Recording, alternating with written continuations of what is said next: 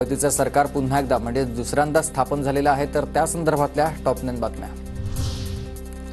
विधान भवनात 7 डिसेंबरला विशेष अधिवेशन, उद्या कर्मचाऱ्यांना तयारीसाठी उपस्थित राहण्याच्या सूचना।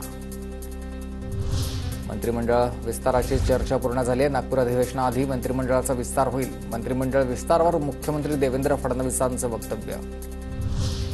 7, 8 आणि 9 डिसेंबरला विधिमंडळाचं विशेष अधिवेशन। 9 तारखेला अध्यक्षांच्या निवडीसाठी राज्यपालांना पत्र देऊ, पत्रकार परिषदेत देवेंद्र फडणवीस यांची माहिती। सीएम असताना कॉमन मॅन म्हणून काम केलं, आता डीसीएम म्हणजेच डेडिकेटेड कॉमन मॅन म्हणून काम करू, उपमुख्यमंत्री एकनाथ शिंदेंचं वक्तव्य। शपथविधीनंतर मुख्यमंत्री उपमुख्यमंत्र्यांकडून मंत्रालयातील महापुरुषांच्या प्रतिमेला अभिवादन। नव्या सरकारच्या कामकाजाला सुरुवात करण्यापूर्वी तिन्ही नेते महापुरुषांसमोर नतमस्तक। शपथविधी संपताच मंत्रालयाच्या दालनातील नावाच्या पाट्या बदलल्यात। फडणवीसांच्या पाटीवर मुख्यमंत्री तर शिंदे आणि अजितदादांच्या पाटीवर उपमुख्यमंत्री असा उल्लेख।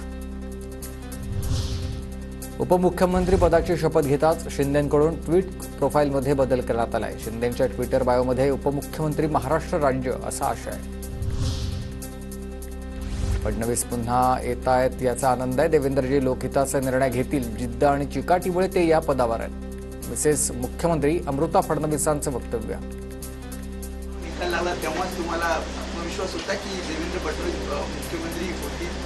मी तेव्हा तो विचारच नाही केला। मला एवढं कळत होतं की त्यांनी आपल्या कामात चीज करून दाखवलेलं आहे। पुढे त्यांना जेही पद मिळालं असतं वरिष्ठांच्या म्हणण्यावर त्याचं पण त्यांनी चीज केलं असतं। कोणचंही पद असतं तरी त्यांनी लोकसेवाच केली असते।